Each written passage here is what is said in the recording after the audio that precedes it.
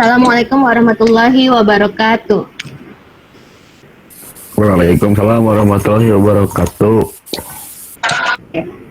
Alhamdulillahillazi hazana li hadza wa ma kunna linahtadiya laula an hadanallah.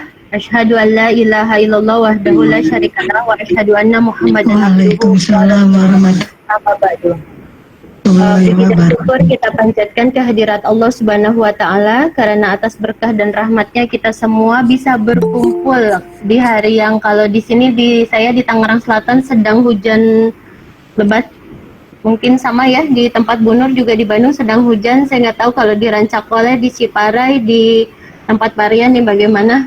Mudah-mudahan tetap lancar ya sinyalnya ke depannya. Terima kasih Bapak Ibu yang sudah berkenan hadir. Yang saya hormati Bapak Kepala Desa Rancakoleh, Bapak Tasdik Suryana, beserta Ibu Alis sebagai Ketua PKK. Yang saya hormati juga rekan sejawat Bapak Supriyansah MPD. Beliau sekarang menjabat sebagai Kepala Biro SDM, Kepala Biro Sumber Daya Manusia di Universitas Muhammadiyah Profesor Dr. Hamka, yang kebetulan menjadi salah satu narasumber kita nanti, dan juga rekan sejawat juga ya, Ibu Dr. Hajah Nur Rahmatul Amalia, juga salah satu narasumber yang akan menyampaikan materi kita nanti. Ibu Nur ini mengajar di UHAMKA, tapi rumahnya di Bandung Pak, jadi bolak-balik ke Bandung kalau mengajar gitu ya. Jadi sekarang Ibu kuliah di Bandung ya selama WFH ini. Terima kasih Bapak Ibu atas kesediaan waktunya ini dengan waktu yang cukup mendadak. Sebetulnya mah tidak mendadak juga ya. Waktu itu saya dan tim melaksanakan survei itu ke Rancakoleh dan sowan kepada Bapak Bapak Kades ini sekitar bulan Januari ya Pak. Kita waktu itu ngobrol-ngobrol, kemudian kita sama-sama menganalisis situasi sampai akhirnya kita menyepakati akan ada kegiatan ini. Namun mohon maaf sebelumnya karena sebetulnya rencana kita itu kita ingin mendatangi langsung ke sana, ke Desa Rancakoleh.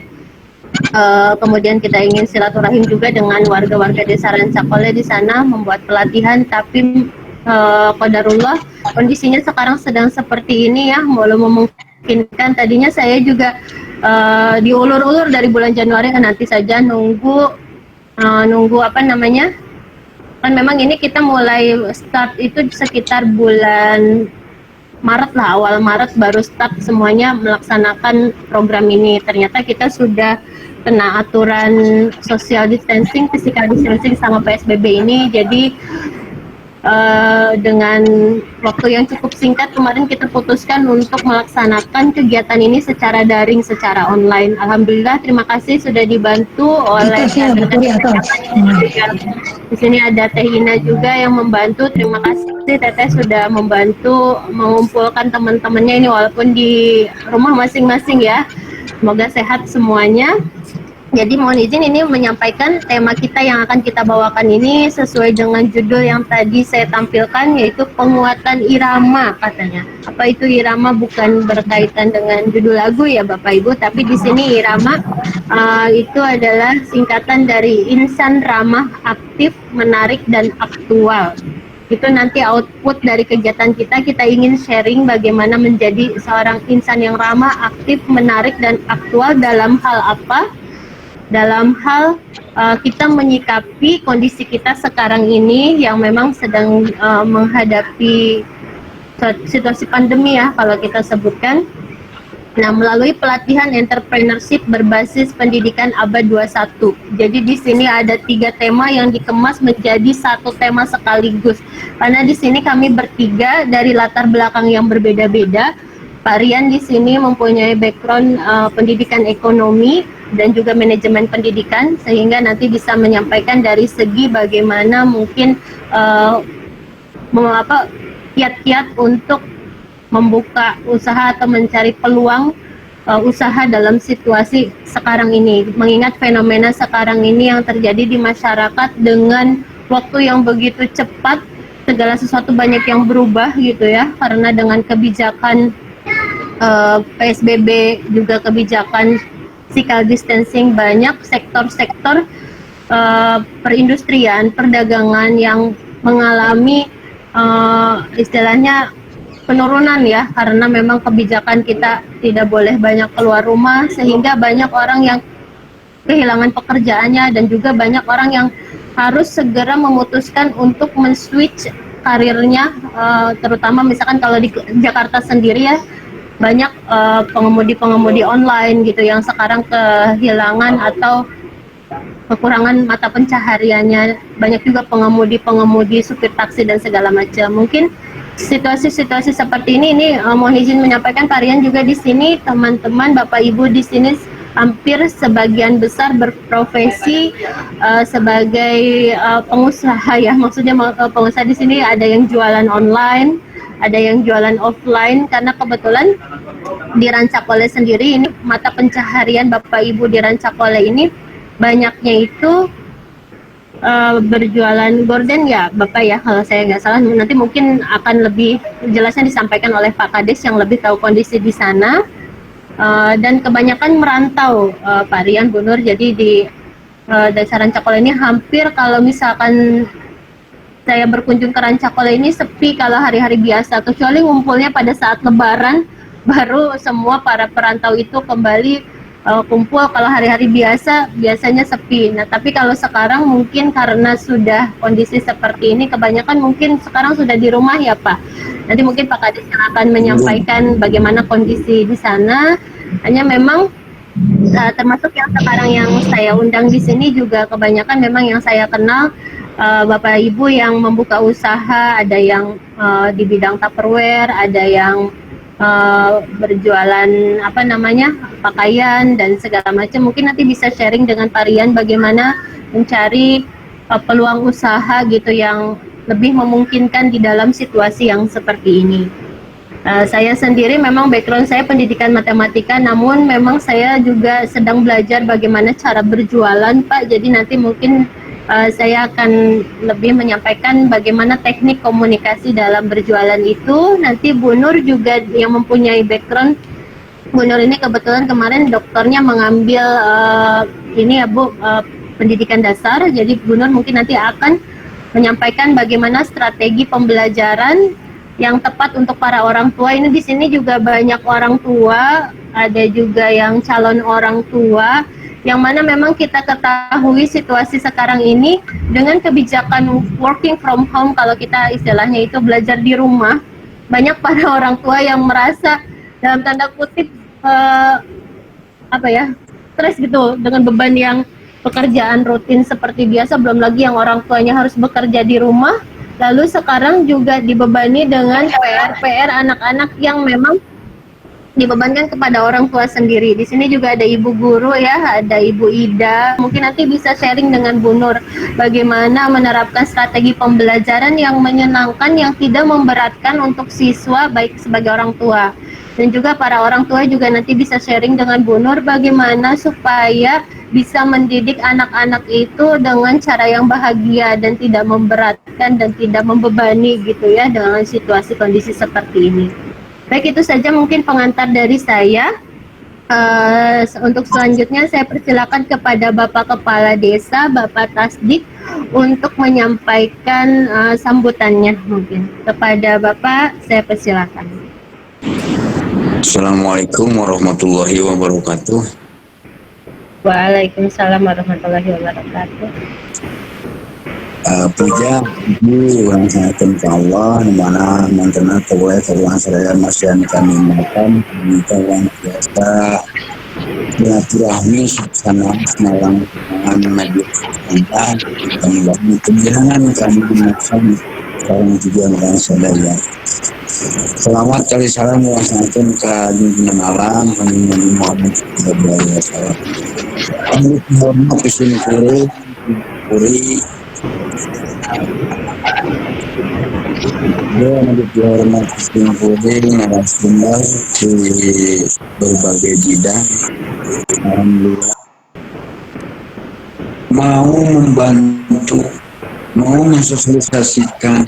Uksanau memang tadinya mau langsung ketemu pihak kami, tapi berhubung dengan situasi kondisi saat ayeuna dengan PSBB nanti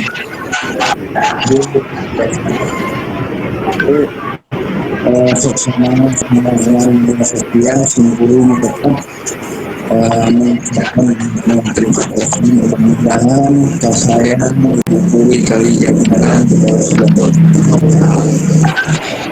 kaitan sarang sosialisasi tadi demikian memang tidak memotesnya musik ini tapi kaitan sarang keperluan warga masyarakat Simpuling misalnya di bidang ekonomi mudah-mudahan narasumber biasa masihan ujangan anak naiknya manggilan orang memang warga Simpuling seorang bergerak di bidang gordeng Kantenan ke Sumatera ke Sulawesi malah mana raya nuka Irian Jaya mungkul dan penata pagi kondisi pengantin atas nama pribadi kalian pemerintah ngatur kenuhuran saya ngaluna ke Ibu Puri kali jajaran mudah-mudahan nama kasih Ibu Puri dibalas ke Allah Subhanahu wa Ta'ala. Berbeda sekitu apundanan kasuhun beli dinangan wikinan kirang sepengurus sermana Ibu Bapak sanaya punten nama saya dengan bila bisa bilang Assalamualaikum warahmatullahi wabarakatuh.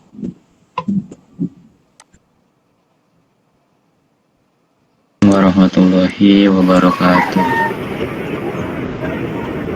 Hatur nuhun ka Bapak Kepala Desa Rancakole Bapak Tasdik Suryana anu parantos masihan sambutana. Hatur nuhun oge Bapak. Jadi Bapak Ibu dari awal ketika kami survei ke Desa Rancakole alhamdulillah sangat disambut baik oleh Bapak Tasdik walaupun saat itu hari libur ya Pak ya karena kebetulan memang saat itu saya sedang ke Bandung lalu di hari weekend ya tapi alhamdulillah Bapak berkenan saat itu mengerahkan stafnya untuk membantu kami membuatkan surat kerjasama mitra walaupun saat itu di hari Minggu. Punten Bapak dan hatur nuhun. Alhamdulillah ternyata proposal kami disetujui oleh LPPM sehingga alhamdulillah kita juga bisa bertemu dan bersilaturahim di sini melalui webinar ini. Baik untuk selanjutnya mungkin ini alhamdulillah bisa terkumpul beberapa peserta ini ya sesuai dengan yang kita harapkan juga tidak terlepas dari bantuan Ibu Ketua PKK yang tiada lain dari apa namanya, istri Bapak Kepala Desa ya, Ibu Alis ini. Jadi ini pasangan yang sangat kompak gitu untuk memajukan Desa Rancakole. Ibu Alis ini sudah hadir ya sepertinya tadi saya lihat. Berkenan Ibu untuk memberikan sambutannya kepada kami semua. Silakan Ibu Alis. Kegiatan, kalau sekarang kegiatannya lagi enggak, sekarang mah di rumah.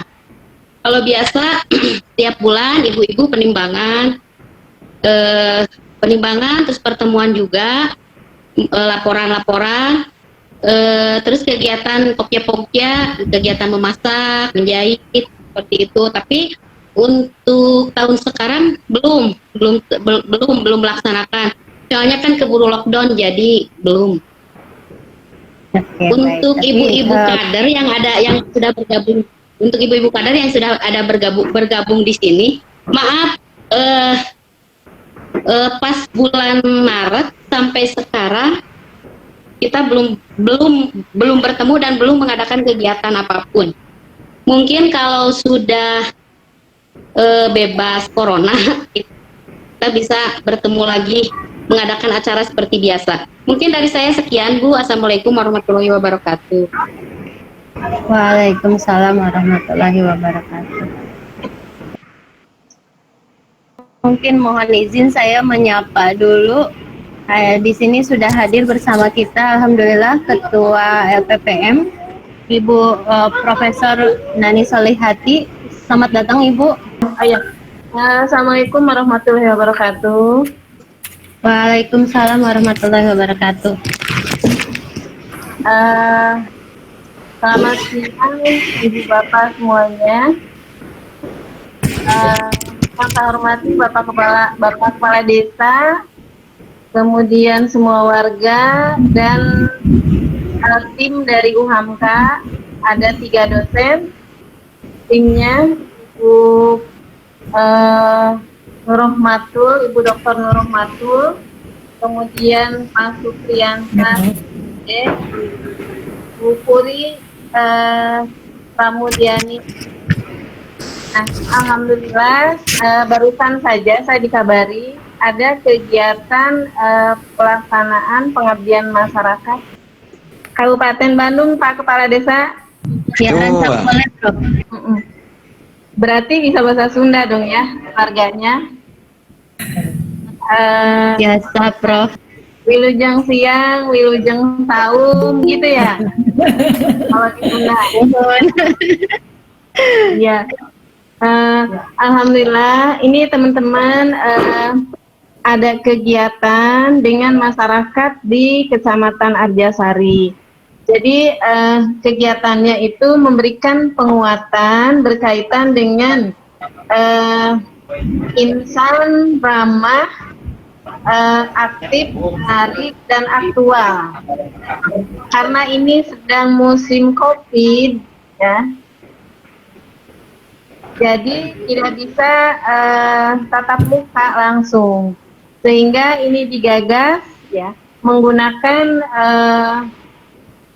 Zoom atau apa nih yang digunakannya tadi? Google Meet, Prof. Google Meet. Ini ya. Google Meet, Prof. Iya, pakai Google Meet. Nah, ini sangat bagus sekali. Intinya apa yang akan disampaikan itu bisa tersampaikan dengan baik kepada masyarakat di Kecamatan Arjasari ya. Arjasari. Ada berapa pesertanya Ibu-ibu? Cukup banyak ya? Ada sekitar Ya, semuanya 21 ya? kalau di rencana ada 30 Prof, tapi ini ya 9 orang masih terkendala dengan proses login. Ini sedang dibantu juga ini untuk proses masuknya. Sekitar 30 Prof pesertanya. Oh ya, alhamdulillah. Alhamdulillah saya senang sekali masyarakat ini jadi dibiasakan juga menggunakan Google Meet ya. Mungkin sebelumnya nggak pernah, tapi sekarang karena kondisi memang tidak memungkinkan untuk kita tatap muka, jadi masyarakat pun sudah dikenalkan dengan tanpa tatap muka tapi bisa ada satu diskusi tentang penguatan irama. Mungkin tadi sudah dijelaskan apa itu irama. Nampaknya insan ramah. Nah, terus di sini nampaknya aktif menarik. Jadi kita sebagai masyarakat tetap harus tetap aktif walaupun mungkin keaktifan sekarang dibatasi ya Ibu Bapak. Tentunya kita semua juga harus tetap di rumah tapi tetap aktif bekerja. Nah, nanti mungkin dipaparkan oleh teman-teman dari UHAMKA. Jadi alhamdulillah UHAMKA punya kesempatan untuk bertatap muka dengan wargi-wargi di daerah Ransakole. Seperti nggak Bu Puri wargi-wargi? Mohon harus Prof. Harus mohon. Di Ransakole. Tadi saya sudah sedikit menyimak juga apa yang disampaikan oleh Parian. Saya senang sekali. Terima kasih kepada tim dari UHAMKA, Parian yang sudah meluangkan waktunya, Bu Nur sama Bu Puri melaksanakan pengabdian masyarakat melalui Google Meet. Nah ini sebagai dosen itu tidak hanya mengajar, tapi juga harus berbagi dengan masyarakat. Nah, untuk kali ini ternyata masyarakat yang dipilihnya itu cukup jauh dari Jakarta. Namun demikian, karena menggunakan Google Meet tetap terjangkau, walaupun mungkin ada sinyal yang nggak bagus, mungkin akan keluar masuk. Gitu. Tapi nampaknya Pak Tasdik sebagai kepala desa ya, itu bisa hadir terus dari tadi. Saya nampak melihat Pak Tasdik sudah hadir bersama. Terima kasih sama-sama Bu. Terima kasih ya Pak Tasdik. Sama-sama. Mudah-mudahan kegiatan ini bermanfaat buat masyarakat. Salam kami untuk masyarakat semua. Semoga di sana sehat. Selalu dalam lindungan Allah Subhanahu wa Ta'ala. Tetap di rumah, tapi juga tetap aktif, tetap bekerja seperti biasa. Mungkin ada hal-hal yang lebih positif bisa dikerjakan di rumah, berkumpul bersama keluarga. Mungkin itu saja Bu Puri dari saya. Terima kasih atas kesempatannya bisa hadir. Saya senang sekali. Walaupun mendadak, saya langsung siap-siap untuk bisa bergabung tadi. Saja ya Bu Puri, Parian, dulu ya. Prof. Terima kasih. Semuanya. Sampai ketemu Parian. Kayaknya iya Prof. jauh ya Parian ya. Iya. Baik Prof, terima kasih. Ya. Terima kasih. Saya mau siap-siap masak dulu ya. Oh iya. Enggak Prof. Ya Prof. Kami juga siap-siap ini mau. Ya, Baik, terima kasih Prof ini. Waalaikumsalam warahmatullahi wabarakatuh. Ini suatu kehormatan ya Bapak Ibu, kami ini jarang-jarang sekali pengabdian masyarakat ini bisa dihadiri langsung oleh Ketua LPPM-nya. Alhamdulillah ini suatu kehormatan bagi kami tim. Terima kasih Prof. Untuk yang pertama saya langsung persilakan saja kepada narasumber kita yang pertama sekaligus memperkenalkan diri kepada Bapak Rian. Silakan kami waktu dan tempat kami persilakan.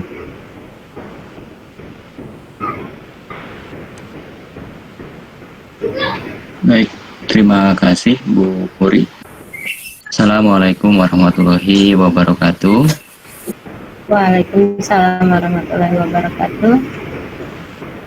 Inna hamdalillah wa syukurillah la haula wa la quwata illa billah wa'du. Bu Puri, Pak Kades, Pak Tasdik Suryana yang saya hormati, dan rekan sejawat narasumber Ibu Nur Rahmatul Amalia serta Ibu PKK ya tadi ya, Ketua PKK sekaligus istri dari Pak Kades yang saya hormati, dan Bapak Ibu peserta pengabdian masyarakat yang hari ini kita laksanakan. Dan alhamdulillah kita di tengah menghadapi wabah COVID-19, kita masih bisa diberikan nikmat sehat, sehingga kita masih bisa bertemu dalam pertemuan secara online atau secara daring melalui Google Meeting yang alhamdulillah sudah difasilitasi oleh Bu Puri dan tim. Bapak dan Ibu, dalam kesempatan hari ini kami dari UHAMKA, tim dosen dari UHAMKA, berterima kasih telah diberikan kesempatan untuk melaksanakan pengabdian masyarakat.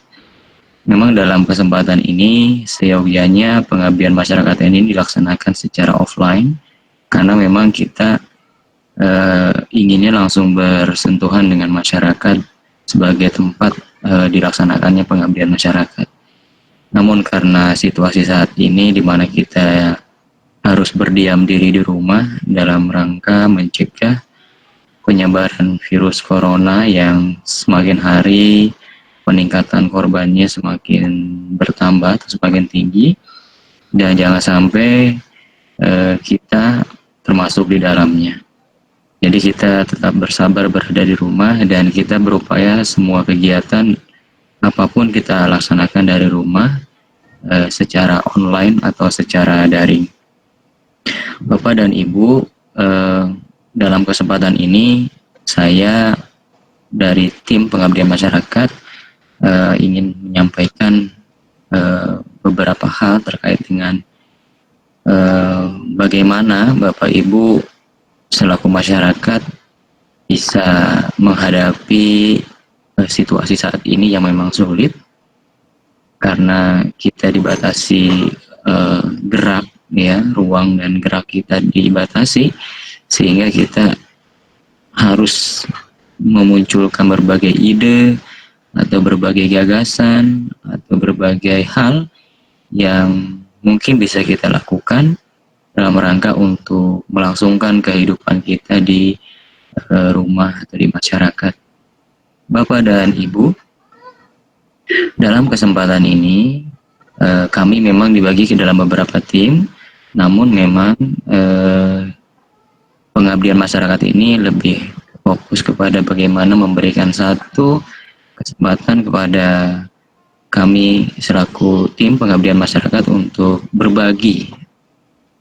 Sesungguhnya kalau kita mengajarkan kayaknya agak kurang pas, apalagi menggurui, tapi sekedar berbagi ilmu, mungkin berbagi pengetahuan, berbagi pengalaman, ya berbagi hal-hal yang kami anggap positif untuk bisa kami berikan kepada masyarakat. Bapak dan Ibu, Bu Puri, saya langsung saja ya tampilkan ya. Bapak Ibu, mungkin ini sekedar sedikit satu catatan dari saya tentang bagaimana membaca peluang usaha dari diri dan lingkungan. Karena kita ketahui bahwa usaha itu kita tidak bisa berdiri sendiri.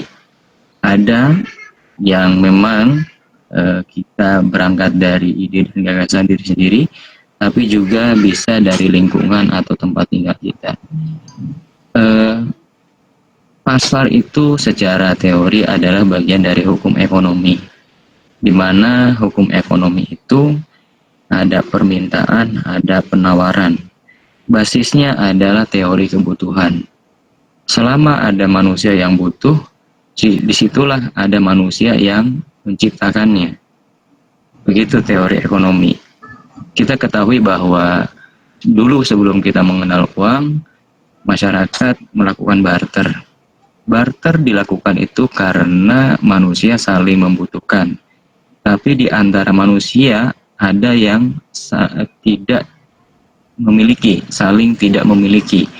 Maka untuk memenuhi kebutuhan tersebut, di antara manusia saling bertukar untuk memenuhi kehidupannya.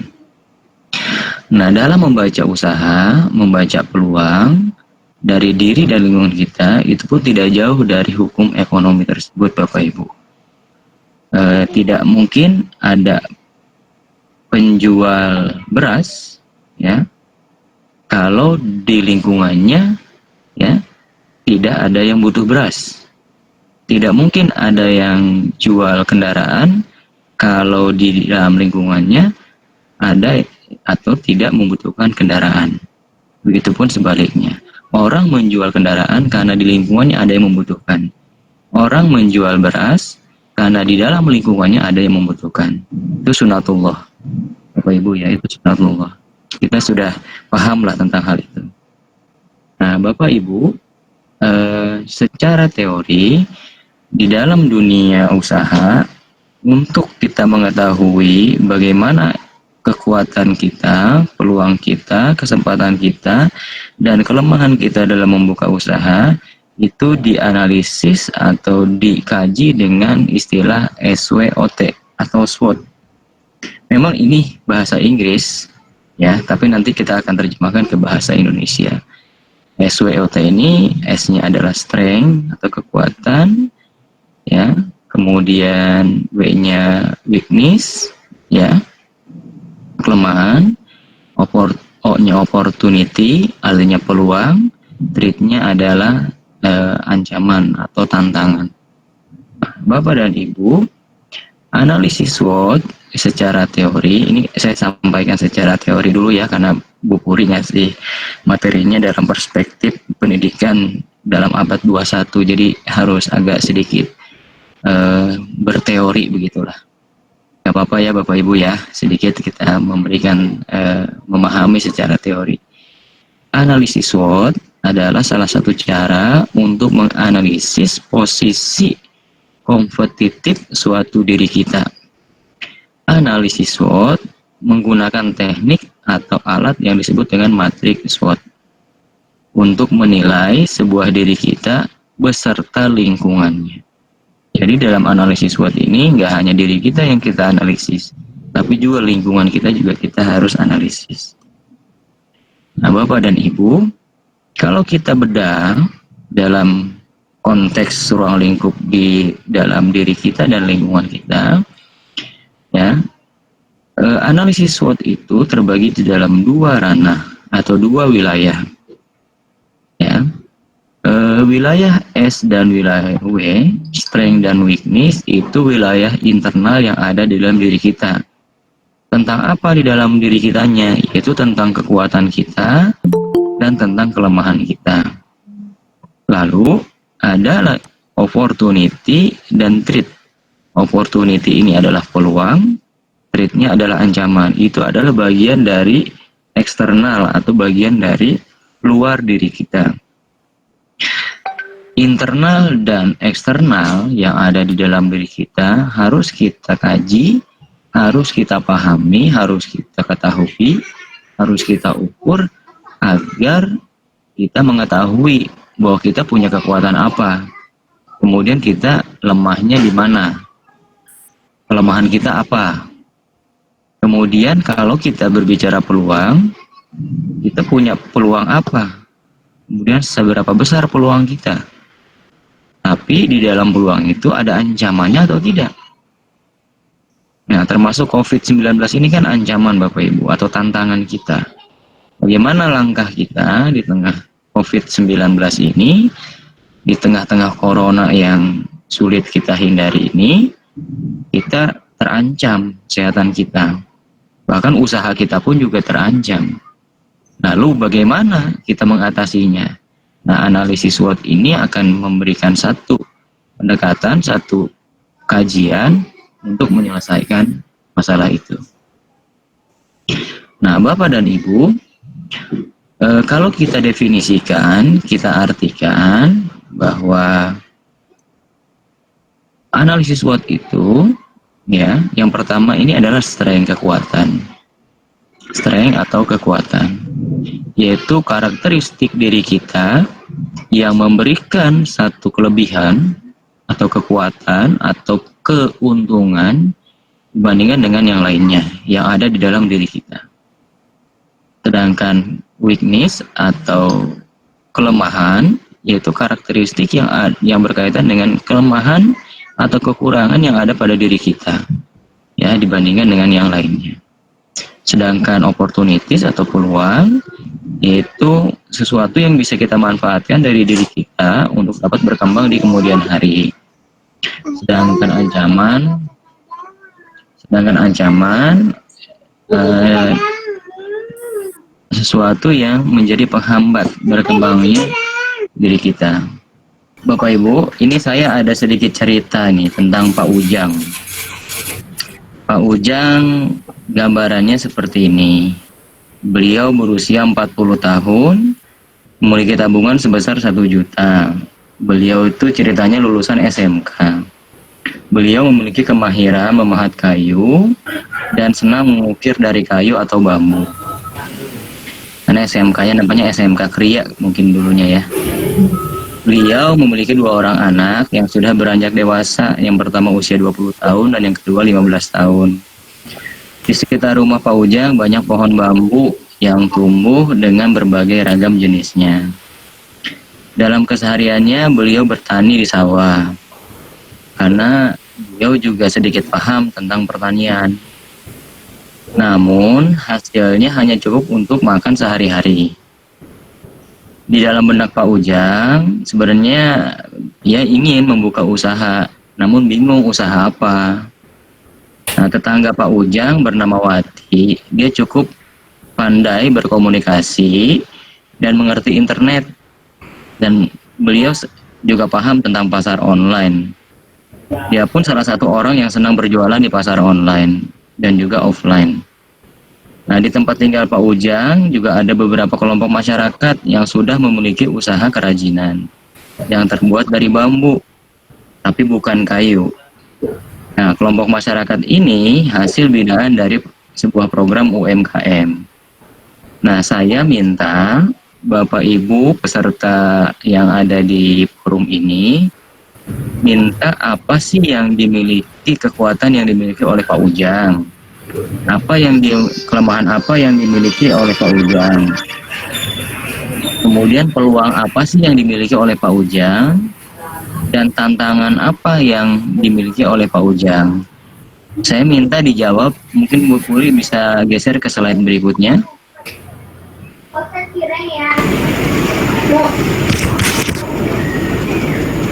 Sudah digeser, Bu Puri? Sudah, Pak. Sudah. Nah, jawabannya tolong dimasukkan ke dalam 2 kolom ini terhadap kondisi Pak Ujang dari cerita tadi. Silakan Bapak Ibu coba Bapak Ibu berikan masukan untuk Pak Ujang. Mungkin juga masukan Bapak Ibu terhadap Pak Ujang ini juga mungkin ya. Kondisi Pak Ujang ini ada juga yang dirasakan di sekitar Bapak Ibu. Tapi ini hanya sebuah studi kasus saja. Saya minta Bapak Ibu bisa tidak memberikan satu catatan dioret-oret di dalam sebuah kertas. Ya, Bapak Ibu boleh silakan break mungkin sekitar 5 menit kali ya Bu Puri ya untuk menjawab studi kasus saya. Kira-kira kekuatan Pak Ujang apa? Kelemahan yang dimiliki Pak Ujang apa? Kemudian peluang yang dimiliki oleh Pak Ujang itu ada atau tidak, atau apa peluang yang dimiliki oleh Pak Ujang? Kemudian ancaman untuk Pak Ujang dari kondisi yang ada itu apa? Itu Bapak Ibu. Saya minta silakan Bapak Ibu mungkin merumuskan atau menjawab. Kami berikan waktu 5 menit, setelah itu Bapak Ibu silakan untuk menyampaikan jawaban Bapak Ibu. Begitu Bu Puri dari saya. Saya cuma coba nyampein beberapa poin aja dari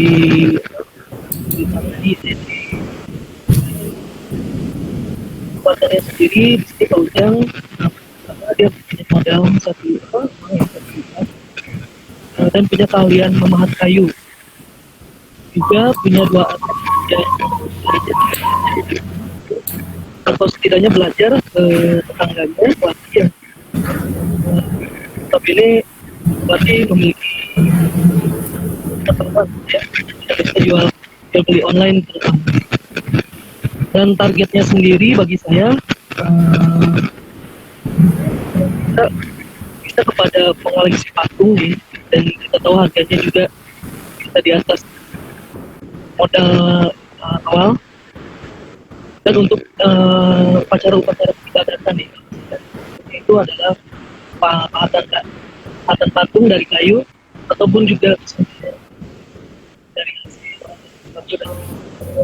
Untuk kelemahannya hanya sebatas dari fasilitas untuk mempromosikan dari hasil karyanya. Tapi menurut saya mungkin di setiap desa sudah ada handphone atau laptop ya yang ada di dan untuk bisa membantu Pak Ujang atau anaknya untuk berjualan online. Oke, untuk peluangnya kita tahu pasar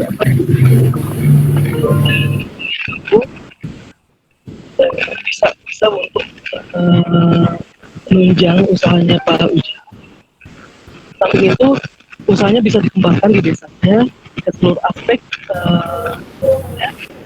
Bisa satu aja seperti tadi promosi itu kan membantu peluang usahanya. Dan ancamannya menurut saya lebih berbeda. Untuk hal-hal yang lain, setidaknya Pak Ujang memiliki modal dan skill untuk membuat suatu karya yang bisa berjualan atau hasil memperoleh hasil gitu dari apa yang sekian. Ya, baik, ini ada satu lagi dari Bu Leni, Mbak Rian. Ini mungkin bisa langsung ditanggapi saja ya. Ini jawaban dari Bu Leni. Dari jawaban Pak Reja dan Bu Leni hampir sama ya, mendekati bahwa memang Pak Ujang ini beliau motivasinya ada ingin berusaha, hanya memang keterbatasan beliau adalah beliau tidak mengerti cara memasarkannya. Beliau mau membuat kerajinan pun juga penuh keraguan karena tadi strategi pemasaran tidak ada, dan beliau sudah melihat bahwa ada banyak masyarakat yang sudah memiliki usaha di bidang ini. Nah, yang dibutuhkan adalah ide-ide apa sih untuk Pak Ujang ketika situasi seperti ini. Kalau kekuatannya, beliau tadi punya modal 1 juta, itu bagian dari kekuatan. Beliau sudah punya keterampilannya membuat ukiran, memahat, ya. Bahkan beliau punya kelebihan yang lain, hanya dari bambu, beliau dari kayu pun juga bisa. Itu salah satu kelebihan yang beliau miliki.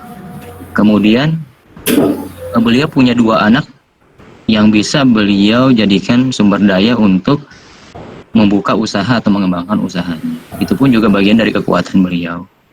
Hanya memang ya satu hal yang menjadi catatan penting adalah bahwa beliau butuh kerjasama dengan berbagai pihak yang ada di sekitarnya, termasuk tadi adalah Bu Wati. Bu Wati bisa dijadikan sebagai peluang untuk dijadikan kerjasama. Ya, ketika Pak Ujang bisa membuat, tapi nggak punya marketingnya atau nggak punya yang memasarkannya, kan juga repot. Beliau memang tidak punya kompetensi itu. Nah, kita bisa membaca dalam kondisi seperti ini, berarti kita harus bisa mengajak orang lain yang bisa memberikan kontribusi untuk pengembangan usaha kita. Pak Ujang harus bisa memberikan satu kerjasama dengan Bu Wati agar usahanya bisa berkembang. Bu Wati bisa memberikan satu kontribusi kepada Pak Ujang, kontribusinya yang saling menguntungkan. Apakah share profit, ya, atau persentase dan seterusnya. Yang penting prinsipnya adalah antara Pak Ujang dengan Bu Wati bisa berkolaborasi, bisa bersinergi untuk mengembangkan usahanya. Pak Ujang yang memproduksi, Bu Wati yang memasarkan secara online maupun secara online. Kalau berbicara tantangan, betul tadi yang disampaikan oleh Mas Reja, Kang Reza, bahwa ancamannya adalah sudah ada masyarakat yang punya usaha sejenis. Tapi ingat, masyarakat yang sudah punya usaha ini baru sebatas usahanya di bidang dalam bentuk kayu saja, bambu saja. Sedangkan Pak Ujang dia melebihi dari apa yang dimiliki oleh orang lain. Yang lain hanya menggunakan bahan bambu, Tapi kalau Pak Ujang dengan kayu, artinya bisa menambah satu kreativitas baru antara kayu dan bambu bisa dijadikan satu produk baru. Nah, produk barunya seperti apa? Nah, inilah Pak Ujang butuh masukan dari Bapak Ibu. Kira-kira seperti apa? Nah, masukan seperti inilah yang kita butuhkan di antara kita. Di tengah menghadapi wabah COVID-19 ini, Bapak Ibu, kita tidak bisa berdiam diri sendiri. Kita harus saling bekerja sama, berkomunikasi, memberikan masukan, bekerja sama untuk membangkitkan, untuk bangun dari situasi yang saat ini sedang kita jalani. Jadi Bapak Ibu, intinya adalah dalam proses membaca peluang usaha, baik di dalam diri kita maupun di luar diri kita harus pandai-pandai membaca situasi yang ada. Dan Bapak Ibu, sunatullahnya adalah bahwa usaha itu Bapak Ibu tidak bisa berdiri sendiri, harus bekerja sama dengan orang lain. Hebat-hebatnya kita Bapak Ibu dalam membuat usaha, kalau tidak ada peran orang lain, kita akan mengalami kesulitan. Termasuk juga pembeli itu adalah orang lain, yang memang harus kita hargai, harus kita hormati. Bahkan ketika pembeli itu memberikan masukan kepada kita, itu adalah aset yang berharga untuk memperbaiki usaha kita. Jangan kemudian kritik dan saran yang diberikan kepada kita jadikan sesuatu yang katakanlah menilai sesuatu yang buruk. Tapi harus jadikan motivasi untuk kita bahwa penilaian orang lain, kritik orang lain itu untuk sebuah perbaikan, untuk mengembangkan, bukan untuk membunuh usaha kita. Ya, jadi mungkin itu ya Bu Puri ya, yang tadi disampaikan oleh Bu Puri. Catatan tertulisnya bisa diberikan ke kami, nanti kami akan memberikan feedback lagi kepada Bapak Ibu dari kasus ini. Ya, Baik, itu Bu Puri. Baik Pak Adrian, terima kasih. Dipersilakan kepada Bu Nur dulu mungkin ya Bu Nur, silakan. Ya, oke. Bismillahirrahmanirrahim. Assalamualaikum warahmatullahi wabarakatuh. Waalaikumsalam warahmatullahi wabarakatuh. Iya. Bapak Ibu kumaha damang? Alhamdulillah. Damang ya. Asa kumaha gitunya ketemu sareng orang Bandung teh. Mohon teh lemburnya Paknya. Mohon Bapak Ibu cabur-caburnya bahasannya. Mohon dalam situasi yang sekarang seperti yang tadi sudah Prof. Nani sebagai Ketua LPPM utarakan, bahwasanya situasi saat ini sedang dalam situasi pandemik ya Bapak dan Ibu. Jadi pada saat ini saya ingin memaparkan tulisan tentang peran orang tua dalam masa pandemik.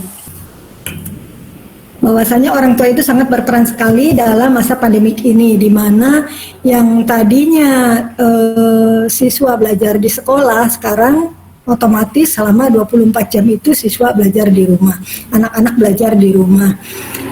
Saya juga memiliki tetangga di sini juga banyak, di mana banyak anak kecil juga, mereka pada mengeluh katanya tuh, mamah saya kalau ngajar galak katanya, mamah saya kalau ngajar suka nyubit, mamah saya kalau ngajar melotot matanya, katanya seperti itu Bapak dan Ibu ya.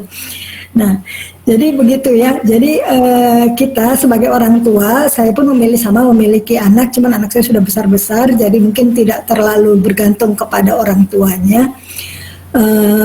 Memiliki waktu di masa pandemik ini, ya khususnya buat anak-anak.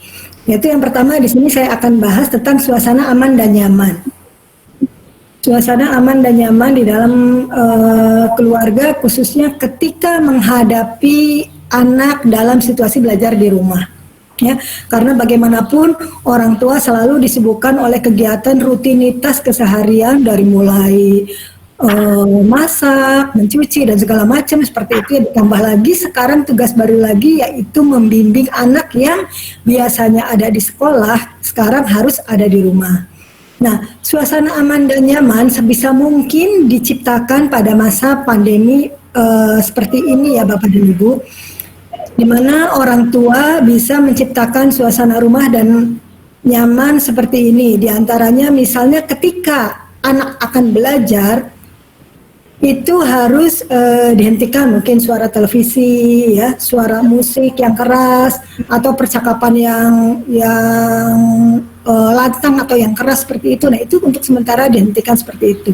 Jadi ciptakan suasana aman dan nyaman di sekeliling anak tersebut, ya, supaya anak juga bisa menerima materi yang diberikan oleh gurunya melalui orang tuanya. Juga anak bisa mengerjakan tugas apa yang diberikan oleh guru tersebut melalui media online yang tersedia, ya, seperti itu. Itu yang pertama tadi, suasana aman dan nyaman. Yang kedua yaitu suasana positif. Suasana positif di sini yaitu menciptakan suasana yang mendukung adanya proses belajar mengajar. Seperti yang tadi sudah saya katakan, bahwasanya ada anak yang bercerita, saya suka dipelototin sama mama, saya suka dicubit sama mama ketika sedang belajar di rumah. Nah, seperti itu. Jadi hal itu sebisa mungkin dihindari, karena bagaimanapun suasana yang positif akan menambah suasana semangat bagi belajar anak itu sendiri, ya, dimana anak akan menambah giat belajarnya, akan menambah semangat belajarnya dengan adanya kehadiran orang tuanya. Jadi jangan sampai matanya melotot, jangan sampai cubit-mencubit, itu dihindari sebisa mungkin. Itu seperti itu. Nah, lalu yang ketiga di sini harus menerapkan kedisiplinan. Ya, menerapkan kedisiplinan. Mungkin Bapak dan Ibu tahu bahwasanya anak masuk jam berapa. Nah, terapkan kedisiplinan tersebut kepada anak, dan mungkin juga guru sudah men-share, ya, jadwal-jadwal yang harus dilalui oleh anak tersebut. Nah, seperti itu. Jadi terapkan disiplin seperti itu, ya, Bapak dan Ibu. Jadi aturannya itu ditetapkan, konsekuensinya juga ditetapkan. Misalnya anak tidak mengerjakan tugas atau tidak melaksanakan kegiatan yang diberikan oleh gurunya dari sekolah, itu juga harus dibikin tegas seperti itu. Jangan di rumah tidak ada yang mengawasi, lalu akhirnya seenaknya sendiri. Jadi tidak seperti itu. Jadi adakan jalinan kerjasama antara orang tua dan guru tersebut, ya, melalui media online tersebut. Nah, itu tadi yang ketiga, terapkan kedisiplinan. Nah, sekarang yang keempat adalah waktu disesuaikan. Waktu disesuaikan di sini artinya seperti ini, Bapak dan Ibu. Jadi kondisinya kan memang pada saat ini seperti ini, di mana proses belajar mengajar di sekolah anak terhambat. Ya, sementara di rumah itu orang tua juga memiliki tugas yang berat.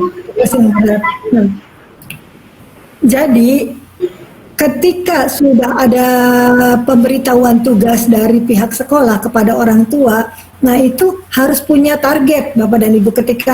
Ketika anak misalnya hari ini adalah merupakan pembelajaran tentang matematika atau tentang bahasa Indonesia atau tentang IPS yang membahas tentang tema tubuhku misalnya. Nah, dari tema tubuhku itu, jadi ada target yang harus dicapai oleh siswa tersebut. Apa yang ingin dicapainya? Nah, itu Bapak dan Ibu harus membuatnya secara boleh, ya, dibuat list seperti itu. Kira-kira sudah tercapai belum nih anak saya targetnya dengan pembelajaran ini? Nah, seperti itu. Jadi seperti itu waktu disesuaikan. Namun di samping itu juga jangan sampai memberikan beban yang berat kepada siswa, ya, kepada anak tersebut. Jadi jangan sampai karena memang belajar di rumah takut tertinggal pelajarannya oleh teman-temannya yang lain, lalu Bapak dan Ibu lebih memberatkan pembelajaran itu sehingga anak terlalu stres, ya, terlalu terbebani dengan pembelajaran yang diberikan oleh Bapak dan Ibu di rumah. Jadi pada intinya tetap memperhatikan acuan-acuan yang diberikan oleh pihak sekolah, itu ya Bapak dan Ibu.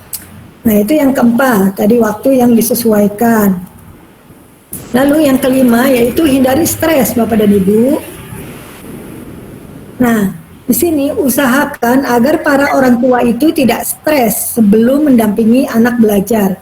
pastikan bahwa kondisi orang tua itu dalam keadaan baik, ya, sehat, artinya tidak stres seperti yang tadi yang saya katakan ketika di muka, bahwasanya ada orang tua yang selalu mencubit anaknya, ada orang tua yang selalu memelototi anaknya. Jadi pastikan kondisi kita itu mood, ya, untuk mendampingi anak belajar, ya, supaya pembelajaran itu juga menjadi menyenangkan. Nah, seperti itu.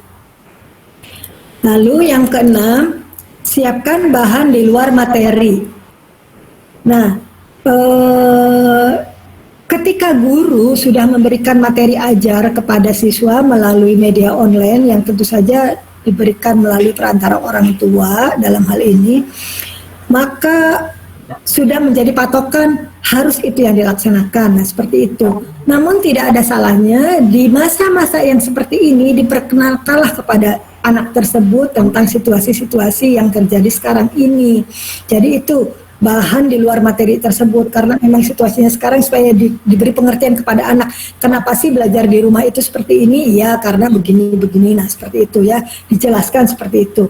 Misalnya dijelaskan materi tentang COVID-19, terus tentang bencana pandemi kesehatan, ataupun hal-hal yang lain yang di luar dari materi tersebut, supaya ada juga wawasan atau ilmu pengetahuan yang baru yang dimiliki oleh anak di samping pengetahuan yang diberikan oleh guru tersebut. Itu ya. Jadi menyiapkan bahan di luar materi tersebut. Terus yang selanjutnya yaitu adanya keterlibatan anak. Seperti di sini karena memang notabene anak dengan orang itu berkumpul terus ya, berkumpul terus hampir 24 jam. Libatkanlah kegiatan yang orang tua lakukan kepada anak, yang biasa orang tua lakukan kepada anak. Tentu saja hal-hal yang ringan dalam hal ini ya, seperti misalnya untuk perempuan misalnya membuat kue, nah itu dilibatkan anak itu, memasak itu dilibatkan ya, atau membersihkan rumah, atau berkebun, nah itu seperti itu, mencuci mobil atau mencuci motor, itu juga seperti itu, juga hal-hal yang menyenangkan itu buat anak gitu. Jadi libatkanlah anak dalam kegiatan-kegiatan seperti itu, supaya dia juga kan rasa ingin tahunya itu besar ya, rasa ingin tahunya itu semakin berkembang dengan hal seperti itu gitu. Seperti itu. Terus yang selanjutnya yaitu berilah permainan edukatif kepada anak ya, permainan edukatif kepada anak supaya anak tidak boring, supaya anak tidak bosan. Jadi berikanlah permainan edukatif. Sudah dilibatkan. Sekarang anak diberi permainan bersama tentu saja dengan orang tuanya. Banyak sekali permainan-permainan yang dilakukan bersama dengan orang tuanya. Seperti misalnya lompat tali, ya, atau misalnya bermain yang ular tangga, yang seperti itu, yang pokoknya yang bisa mengasah kemampuan anak, bisa menambah rasa ingin tahu anak seperti itu. Ya, jadi disinilah sebetulnya letak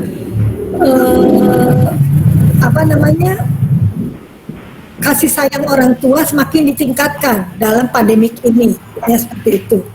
Nah, terus yang terakhir yaitu tentu saja bisa saling membacakan cerita. Jadi ketika orang tua membacakan cerita, anak sampaikan inspirasinya, anak bertanya tentang hal yang diceritakannya, nah seperti itu ya. Atau bisa juga misalnya membuat hal-hal yang lain, misalnya kayak membuat hand sanitizer bersama dalam hal ini, atau bisa juga membuat masker secara bersama-sama, atau ada kerajinan atau karya yang dibuat oleh anak khususnya untuk orang tua saja, untuk lingkungan rumah gitu. Seperti misalnya membuat masker dari topeng misalnya, kan itu kan bisa kan sebagai permainan. Ya buatlah bentuk gambar topeng, lalu dibuat masker dan akhirnya digunakan oleh orang tua tersebut sehingga anak kan akan menjadi senang seperti itu. Nah, itulah jadi hal-hal yang kecil di sini yang tidak pernah dilalui sebelumnya, yang tidak pernah dialami sebelumnya, sekarang mau tidak mau harus dialami oleh Bapak dan Ibu semua dalam masa pandemik ini. Ya, mudah-mudahan dalam masa ini, dalam masa pandemik ini, pengetahuan anak semakin bertambah dengan adanya WFH ini. Pengetahuan anak semakin bertambah, terus perhatian orang tua ke anak juga akan semakin bertambah, ya. Jadi jalinan kasih sayang, jalinan komunikasi itu juga akan semakin kuat, akan semakin tercipta di antara orang tua dan anak. Ya, mungkin itu yang bisa saya sampaikan tentang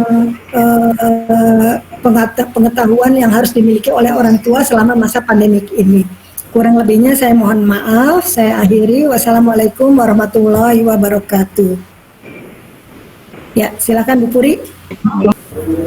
Baik, ini sedikit saja dari saya. Sebagai penutup aja ya Bapak Ibu, ini mengenai teknik berkomunikasi. Ini sebetulnya pernah saya presentasikan ketika saya diundang jadi dosen tamu di UID di mata kuliah kewirausahaan. Saya sebetulnya bukan dosen wirausaha, tapi beberapa kali saya diundang menjadi dosen tamu untuk menyajikan mata kuliah kewirausahaan. Saat itu saya tanya kenapa, padahal kan saya bukan dosen wirausaha. Rupanya mereka mengundang saya karena mereka sering lihat saya di Instagram jualan mukena, jualan jilbab gitu, dengan teknik-teknik komunikasi yang mungkin menurut mereka agak sedikit unik dan lain daripada yang lain gitu ya. Mudah-mudahan ini menjadi inspirasi juga untuk kita semua, karena cukup berhasil gitu teknik yang saya sampaikan ini. Ini mungkin sedikit profil saya bisa dibaca. Ini juga sebetulnya kalau waktunya panjang, ini saya biasanya mengawali paparan saya dengan sebuah puisi, dengan sebuah nyanyian. Tapi karena kita sudah komit akan segera berakhir gitu ya, saya juga akan siap-siap perang di dapur. Jadi ini puisinya bisa dibaca sendiri. Ini adalah puisi pembuka dari saya. Juga ini ada lagu bisa dinyanyikan sendiri nanti menjelang buka puasa dengan lagu Irama Budi Doremi. Ini lagu buatan saya juga. Ini dalam mata kuliah wirausahaan itu. Ini juga secara teoritis juga bisa dibaca ya Bapak Ibu. Komunikasi itu apa? Itu merupakan suatu bagian yang paling penting dalam penjualan suatu barang ya. Apa yang melatar belakangi saya berjualan? Saya sebetulnya awalnya sangat gengsi untuk berjualan, bukan gengsi ya, kayaknya bukan saya banget awalnya gitu, karena saya nggak bisa gitu untuk merayu-rayu orang-orang untuk berjualan, itu nggak bisa. Tapi 2 tahun belakangan gitu ya, mungkin beberapa juga tahu bahwa saya diberi cobaan sakit gitu dengan keluarga. Akhirnya saya saat itu cuti dari kampus, tidak bisa beraktivitas, sehingga saya betul-betul stuck di rumah, nggak ngapa-ngapain gitu. Saya pengen coba kayak yang lain gitu, tapi saya nggak bisa, saya nggak tahu ilmu jualan itu seperti apa gitu kan. Akhirnya di sini saya coba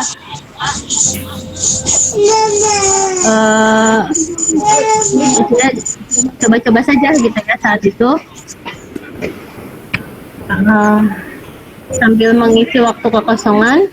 Nah, inilah latar belakang saya jualan. Kenapa saya jualan mukena? Awalnya saat itu tuh nggak terpikir untuk jualan apa, tapi kebetulan ada satu relasi gitu yang setiap kali dia posting itu mukenanya sih biasa aja gitu, tapi ini beberapa sudah jadi customer saya nih, termasuk Varian juga sudah jadi customer nih untuk istrinya ya. Terus bisa jadi testimoni juga nanti Pak ya, bagaimana mukena saya. Sekalian ini saya kalau menyajikan materi ini sekalian promosi sebetulnya. Ini juga Bapak Ibu yang di Bandung juga beberapa ada yang jadi customer. Sebetulnya awalnya biasa saja bentuknya itu, hanya karena teknik penyampaiannya itu di dalam status WA-nya itu yang membuat kita penasaran gitu. Jadi dia selalu posting mukena yang dia jual itu laris di luar negeri gitu, orang luar negeri aja beli ke dia gitu kan mukena itu. Akhirnya kan saya jadi penasaran, padahal kan tampilannya biasa saja, hanya sebuah mukena parasut gitu kan. Udah banyak mukena parasut saya juga di rumah gitu, tapi karena sering dia posting di WA, di Instagram gitu kan, orang luar negeri aja beli ke dia. Akhirnya ada rasa penasaran, saya pengen coba satu gitu beli. Begitu saya coba beli satu, ya ternyata memang mukenanya itu enak gitu, lain daripada yang lain. Biasanya kalau mukena itu kan mukena parasut itu panas gitu kan, terus pendek gitu kan, tapi ini mukenanya itu adem panjang, sehingga udahlah saya coba-coba gitu jualan saat itu, coba-coba posting. Pertama kali saya posting saat itu tidak ada yang beli Bapak Ibu. Yang beli saat itu saya ingat hanya ibu saya Karena mungkin ibu saya kasihan ngelihat saya beberapa kali posting tapi nggak ada yang beli. Karena saat itu saya coba tanya bagaimana ya, karena saya belum pernah jualan.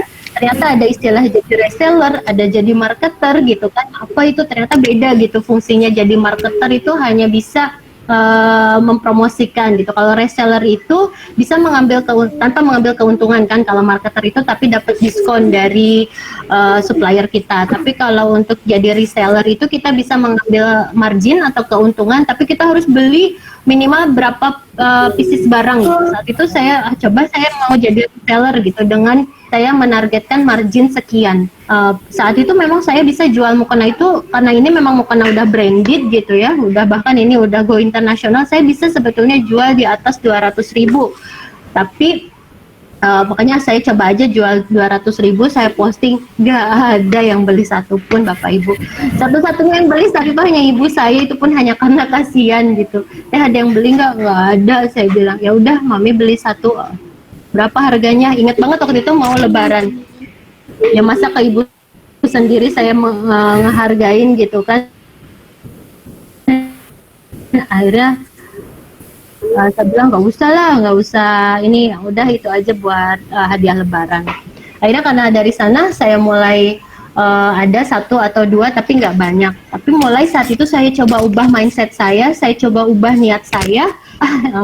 Saya coba jualan itu diniatkan karena ingin membantu gitu, membantu orang senang. Biasanya ini para ibu-ibu kalau misalkan sholat dengan bahan yang adem, dengan warna yang sesuai dengan kesukaannya, itu biasanya ada kesenangan tersendiri gitu kan. Jadinya yaudah saya coba ubah niat saya nggak ngambil keuntungan. Dia mau saya jelaskan saya mengambil dari pabrik ini harganya berapa, silakan Bapak Ibu kalau mau ngasih lebih silakan, kalau enggak juga ya nggak apa-apa.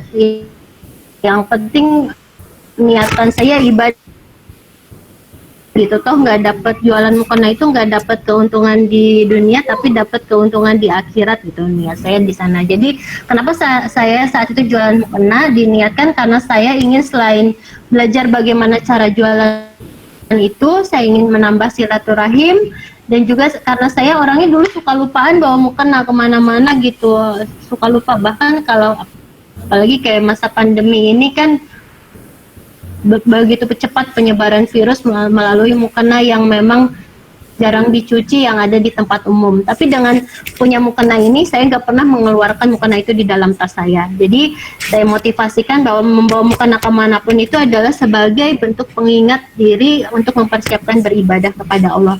Dan Masya Allah Bapak Ibu, semenjak saya merubah niatan saya, jadi niatan saya ini ya, jualan itu adalah aktivitas yang membantu orang lain untuk mendapatkan apa yang mereka butuhkan. Jadi tidak lagi diniatkan untuk mencari keuntungan semata, tapi untuk membantu orang lain untuk mendapatkan apa yang mereka butuhkan. Kalau kita merujuk kepada Quran surat Al-Qasas ayat 77, di sini juga disebutkan, carilah apa yang telah dianugerahkan Allah kepadamu, kebahagiaan negeri akhirat, dan janganlah kamu melupakan bahagianmu dari kenikmatan duniawi.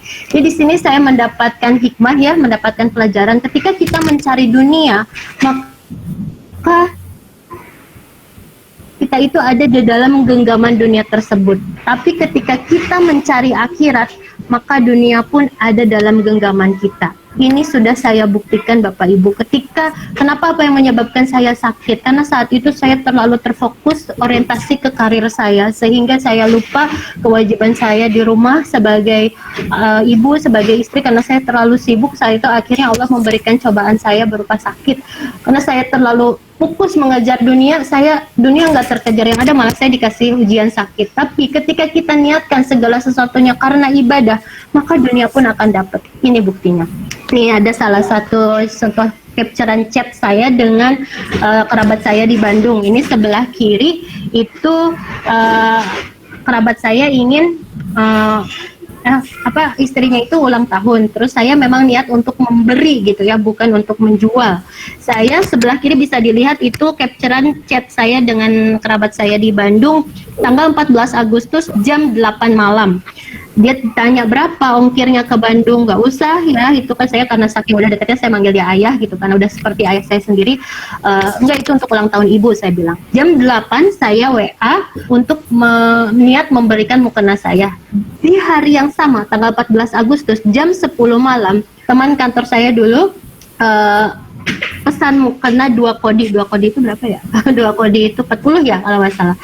Jadi di waktu yang sama Allah menggantinya Bapak Ibu gitu, yang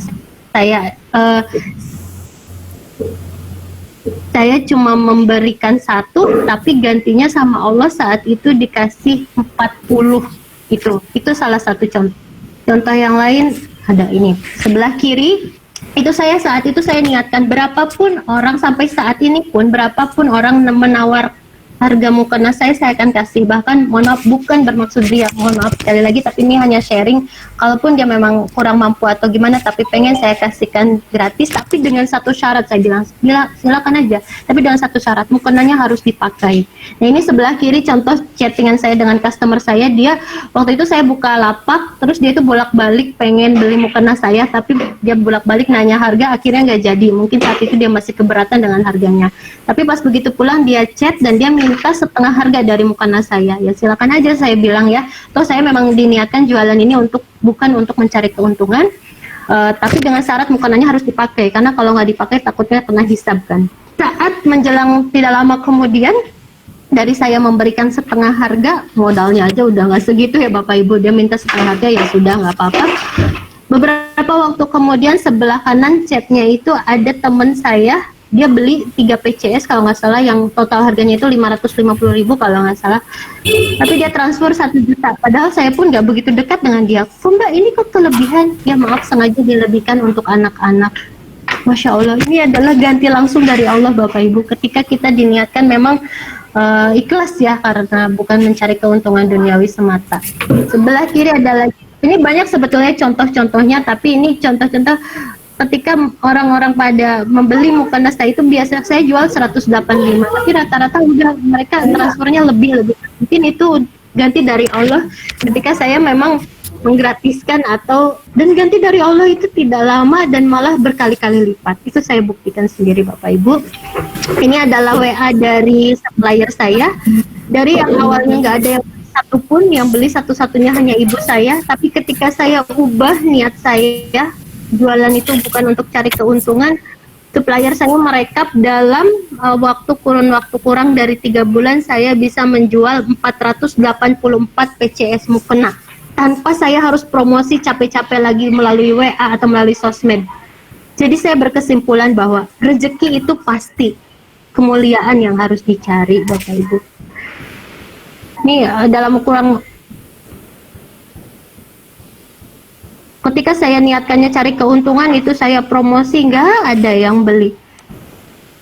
Tapi ketika niatnya karena Allah, Allah langsung yang mempromosikan gitu, yang menggerakkan hati manusia. Kurang dari 3 bulan, saya bisa menjual 484 pieces mukena. Jadi komunikasi hendaknya disampaikan secara to the point dan mudah dipahami ya Bapak Ibu. Ini salah satu saja contoh ketika saya memang menjual mukena. Mukena ini kan banyak di pasaran, tapi coba tonjolkan salah satu hal yang memang menjadi keunikan dari produk kita. Contohnya ini keunggulannya adalah dia sejuk. Ya sudah, kita tonjolkan kalimat mukena tersejuk, terbaik, terunik, tereksklusif. Orang kan jadi penasaran, emang kayak gimana sih gitu. Yang tadinya saya juga membeli bukan karena butuh, tapi karena penasaran, yang akhirnya jadi ketagihan. Lalu jika pelanggan meminta penjelasan, maka pelaku usaha harus bisa memberikan informasi secara lengkap dan utuh. Bapak Ibu, saya selain jualan mukena, saya juga jualan jilbab. Ini jilbab yang saya pakai sekarang juga ini produk jualan saya. Bagaimana saya cara berjualan? Karena ini sebenarnya saya punya satu komunitas yang mana memang komunitasnya itu para ibu rumah tangga yang memang produktif ya. Jadi kalau mereka punya produk, kita bantu untuk memasarkan. Nah, karena ini jilbab ini yang desain teman saya, belum punya endorse, ya udahlah saya sekalian bantu promosiin, sekalian saya yang jadi endorse-nya gitu. Kemanapun ketika posisinya lagi bagus, ini saya pulang dari kampus yang pakai kerudung coklat, lagi di tukang buah, saya minta penjual buah untuk fotoin gitu. Kayak gitu kita cukup posting sekarang, tapi lagi-lagi teknik komunikasi yang diharapkan itu. Cara saya untuk mempromosikan produk saya. Contohnya ini seperti ini yang saya promosi jilbab. Ini adalah jilbab instan Bapak Ibu. Jadi kan jarang ya kalau model kayak gini jilbabnya instan. Bapak Ibu, ini adalah jilbab instan jahit samping bahan Wolfis Premium RN yang unik. Dalam hitungan detik tanpa harus ribet pakai penitik, kita bisa tampil cantik dan asik. Ketika kita posting ini di sosial media, orang akan lebih fokus kepada tulisannya sehingga jadi penasaran gitu, jilbab unik ini seperti apa gitu kan. Padahal ini sebetulnya mah kata-kata biasa, tapi yang dikemas menjadi suatu hal yang menarik perhatian orang. Gitu. Lalu ini juga komunikasi bisa dibangun secara langsung atau secara tidak langsung seperti melalui media sosial. Ini Bapak Ibu saya posting mukena jam 3 pagi, jadi memang betul ya pepatah yang mengatakan bahwa carilah rezeki itu ketika matahari belum terbit. Artinya pada saat orang-orang belum bangun, kita sudah bangun, kita sudah coba promosi, sehingga ketika orang baru bangun kan langsung biasanya pegang HP. Antara sadar enggak sadar mereka lihat postingan kita dan langsung beli. Tapi yang enggak gitu juga ya, tetap sepertiga malam itu kita gunakan sebagai ibadah juga. Enggak hanya sekedar promosi ya, tetap harus melaksanakan qiyamul lail, tapi bisa juga dengan sekaligus promosi. Sehingga alhamdulillah ini saya sering posting, ketika posting pagi-pagi itu di sepertiga malam rata-rata nggak jauh beda, langsung sold out dalam waktu yang tidak lama. Komunikasi juga bisa dibangun secara langsung ya, seperti di media sosial ini sudah banyak ya, sekarang ini kita bisa manfaatkan. Komunikasi harus mengedepankan aspek kesopanan dan tidak memaksa orang untuk membeli produk kita. Kadang kita juga suka ilfil ya, kalau misalkan ada yang terlalu maksana. Kalau saya punya trik sendiri Bapak Ibu, jadi kalau saya itu sekarang lebih targetnya itu kepada bapak-bapak, karena biasanya begini ya, kalau misalkan saya jual mukena 185.000, kalau ke bapak-bapak ini ya, saya kalau misalkan lagi ada kerumunan bapak-bapak di kampus, saya dekati, Assalamualaikum Pak,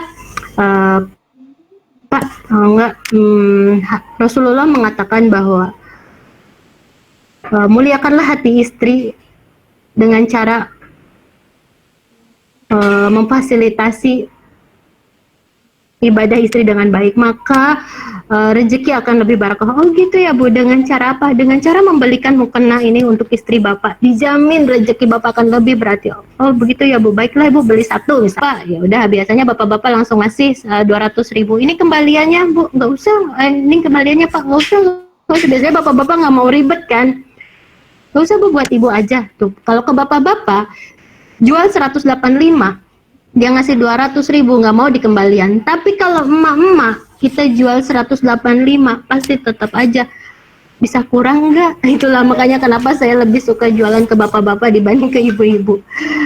Oke, ini tonjolkan apa yang memang menjadi keunikan kita. Contohnya salah satu produk mukena saya ini kan memang ini kan di luar negeri, sehingga ini yang jadi tonjolannya.